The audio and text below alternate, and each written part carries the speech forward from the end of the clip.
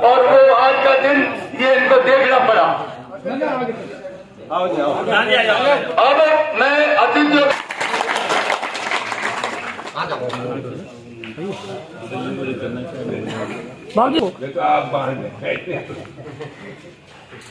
तालियों की गड़गड़ाहट से जो है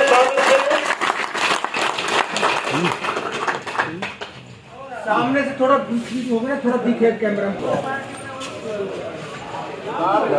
हीरालाल जी जो एससी के जो कहां पर है वो माला अर्पण करें। वैसे समाज से निरंजन लाल जी खड़े होकर जब माला अर्पण करें। सभी कर लो,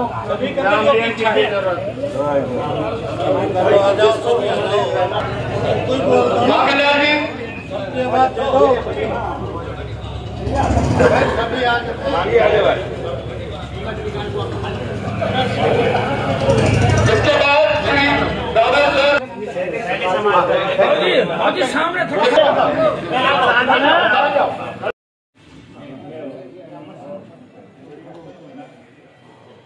सामने सड़ जाओ बाबा।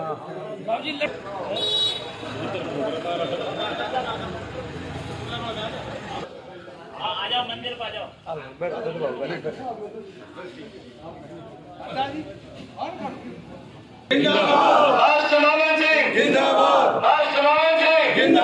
गुरुजी तुम संघर्ष करो, हम तुम्हारे साथ हैं। संघर्ष करो, हम तुम्हारे साथ हैं। ग्राम के सभी बुजुर्गों के चरणों में वंदन अभिनंदन करता हूँ। आज आपके बीच में मास्टर बाबा सिंह जी के चुनावी दौरे को लेकर आप लोगों के बीच में पधारे हैं। आप लोगों को संक्षिप्त में अपनी कुछ छोटी छोटी बातें बताऊंगा। मान्यवर की आपको अति जानकारी है कि इस तिजारा विधानसभा के अंदर ऐसा व्यक्त हुआ है जिसकी कोई कल्पना नहीं कर सकता।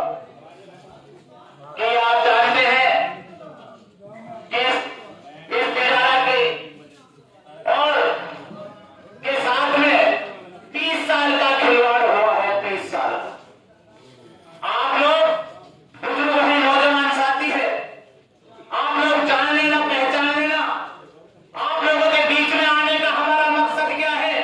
हमारा मकसद मास्टर रामवंशी को एमएलए बनाने का नहीं, इस तिजारा के इंसान बताने के लिए आए हम आपके बीच में। हमारा कोई मकसद नहीं है, हमारा कोई वो नहीं है कि मास्टर रामवंशी एमएलए बने। हमारा मकसद एक है, इस तिजारा को अगर 30 साल के लिए बचाना है, 30 से 35 साल के लिए अगर बचाना है तो एक मास्टर रामवंशी बचा सकता है। मैं ये कहना चाह रहा हूं आप लोगों से कि मान्यवर कि आप पहले इस तिजारा इस लोकसभा के सांसद महन चांदना हुआ करते थे। उसके बाद में उसी को पर्टिकुलर बनाते हुए बालकनाथ को यहाँ का लोकसभा का सांसद बना दिया। अब इस अलवर जिले की एक 30 लोगों को लेकर आए, आपके बीच में आए हैं। आपको मैं बताना चाहता हूं कि ये एक दिन की लड़ाई नहीं है, ये 30 साल की लड़ाई को लड़ने के लिए आपके बीच में आए हैं। अगर एक बार यहां से इस बाबा को वापिस मैंने भेज दिया तो 30 साल आप सुरक्षित हो जाओगे। वो सुरक्षित होने का कारण मैं आपको बता देता हूं कि आपने देखा है कि पाली साइड के अंदर कभी नवाब साहब का पिताजी यहां से चुनाव जीता था। उसके बाद में नवाब साहब दोनों मियाजी लगातार वहां के विधायक बन रहे हैं इस तिजारा के, और उसी परी पार्टी को डालने के लिए बाबा जी यहां आया है। अगर आपको अपने बालकों का, अपने युवाओं का भविष्य सुरक्षित करना है तो मास्टर मामन सिंह के साथ में आप लोगों को लगना पड़ेगा। इसलिए लगना पड़ेगा क्योंकि आपको मठ के वहां ये हमारा संत है, वो उसके मठ में जाना हमारा ठीक है, लेकिन हम एक छोटे छोटे काम के लिए क्या आपको यहां से 5000 की गाड़ी लेकर मठ में जाना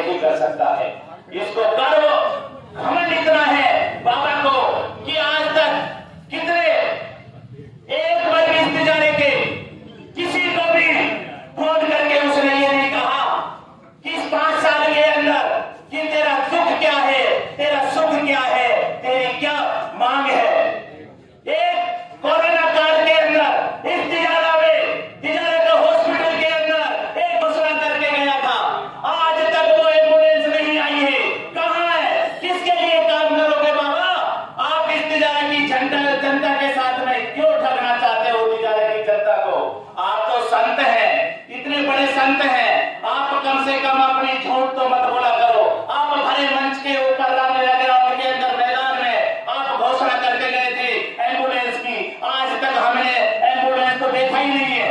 एक इस पूरे विधानसभा के अंदर 20 आदमियों का नाम नहीं जानता, वो 20 आदमियों का जान। मैं भी वो एक भारतीय जनता पार्टी का कार्यकर्ता था, उसने कभी मुझको नाम से नहीं पुकारा, तो आपकी तो क्या पहचान होगी। जब वो मुझको नहीं जान पाता है पूरी तरीका से, तो आपको क्या जानेगा साहब। आप लोगों से निवेदन करता हूं, आपके चरणों में वंदन करता हूं, ज्यादा मैं अपना आपका समय नहीं लूंगा। इसी के साथ ही आप लोगों को अगर मास्टर मामन सिंह को विश्वास देना है, तो इस गरीब की लाज रखना है, तो आपको सबको एक एक अपना आपको मामन सिंह मानना होगा, तो इसका कल्याण हो सकता है। ऐसा नहीं, आपने देखा होगा कि आप 3,500 तिजारा में आप अपनी मर्जी से गए थे, किसी ने नौते से नहीं गए थे, मास्टर जी के नौते से नहीं गए थे। आपकी ज्वाला थी, आपके दिल में धधकती हुई आग थी, उसको लेकर मिसाल को एक बनाना है, तो मास्टर मामन सिंह इस गरीब की हत्या रद्द कर देना आप लोगों के ऊपर है, आप लोगों के ऊपर है। इस गरीब की हत्या हो गई तो आप सबकी हत्या हो गई, ये ध्यान कर लेना। जय हिंद, जय भारत, जय हिंद। मास्टर मामन सिंह जी की जिंदाबाद, मास्टर मामन सिंह जी जिंदाबाद।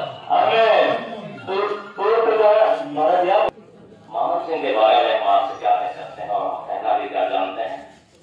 मामन सिंह जी एक ऐसी शख्सियत है जिसने सब कुछ अपना समाज के हित में, समाज की सेवा में और ईमानदारी में व्यतीत किया है, और इस सेवा को, सेवा के भाव को और ईमानदारी के और साथ की श्रद्धा को दुनिया पहचानती है। और मैं तो यहाँ तक कहूँगा कि आसान में लोग पहचानते हैं कि मामन सिंह कौन है और किस तरह के है। आपको याद होगा भारतीय जनता पार्टी ने सन 1947 को छटपटाते कभी भी यहाँ कोई खाता था नहीं खोला, और कभी भारतीय जनता पार्टी का कमल यहाँ खिलना तो बहुत दूर, कभी जाना भी नहीं था। आप सबके सहयोग से, आपकी जो खर्च करने की ताकत थी, आपने मामन सिंह को जैसे भारतीय जनता पार्टी ने टिकट दी, आपने समझा कि वाकई इस क्षेत्र को जैसा नेता चाहिए वो नेता मिला, और आपने एक अगाध प्रेम इनके ऊपर दर्शा दो 40,000 के आसपास वोटों से इनको एक ऐतिहासिक जीत दिलाई।